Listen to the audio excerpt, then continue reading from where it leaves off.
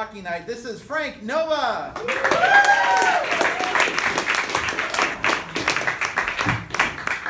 That is one hell of a step for a fat old man. I'll help you down, I'm sorry.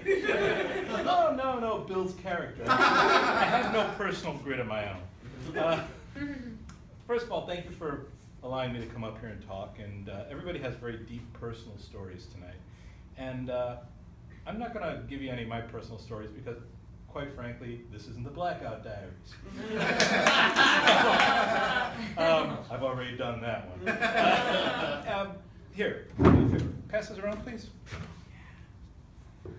For anybody listening at home, that is an NHL game puck. Hockey is one hell of a great game. I love it with all my heart.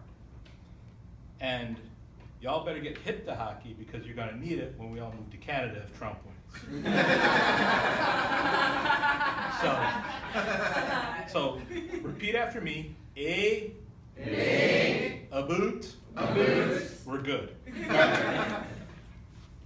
But hockey has amazing people playing the game, men and women. And the thing I love is how women's hockey is taken off. But I want to talk about old-time hockey because I am a retired hockey blogger, and we do a hockey podcast, and I fancy myself a bit of a hockey historian, and this is somewhere where I can contribute tonight. A couple of times in the history of the National Hockey League, men have died because of injuries they've received during gameplay. Howie Morenz in 1937, complications from a broken leg, and Bill Masterton in 1968 from complications from a head injury.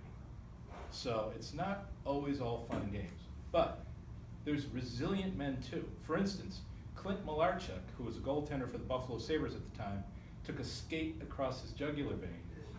And it's on YouTube for you stouter hearts. He had the presence of mind to put pressure to his wound, and he got stitched up, and the next season he was able to continue playing. Bobby Baun for the Toronto Maple Leafs. It's okay, I'm done with the play. I see this over here. Bobby Baun for the Toronto Maple Leafs. 1964 in the Stanley Cup final, broke his leg.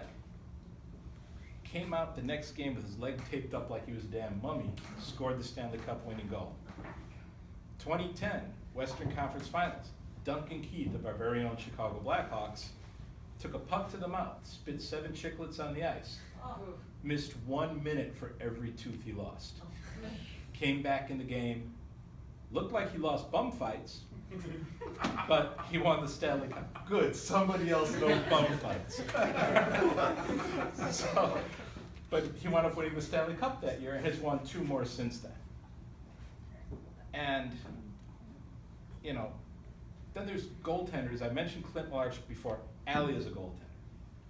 She's the bombshell of the crease, I might even say. You could use that. It's actually pretty good. And goaltenders have always been amazing to me. I grew up, my father took me to my first Chicago Blackhawks game at the end of the 66-67 season. There were only 6 teams in the league. Goaltenders, as a rule, did not wear masks. And my favorite goaltender back then was a fellow by the name of Lorne Gump Worsley. Gump was the last maskless goaltender in the NHL. He played until the 1974 season. August 6, 1974 was the last game played by a maskless hockey goalie in the National Hockey League.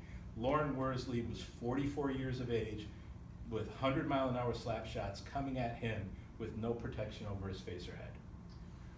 That's fucking nuts.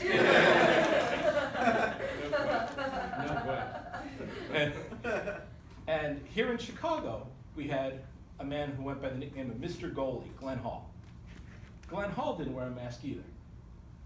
Glenn Hall he played 502 consecutive games for the Chicago Blackhawks, every minute of all 502 of those games.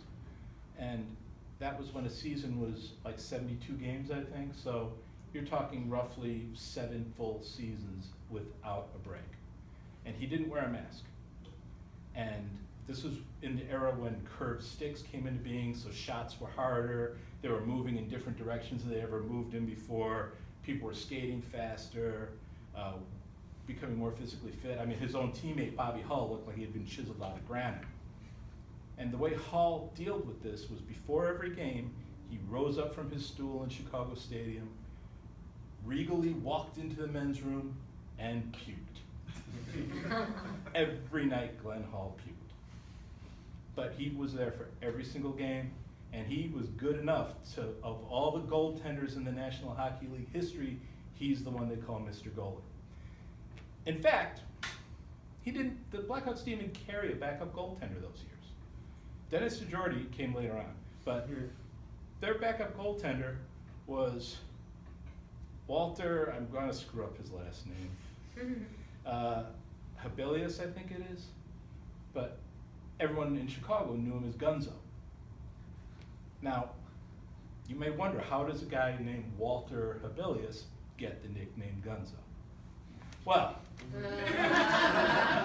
for those listening at home, I just gestured that he has a big dong. Can I say big dong? All right, cool. I can say big dong. He had a big dong. So I can think of no better way to leave the stage than to write out on Gunzo's big dong. Thank you all for listening.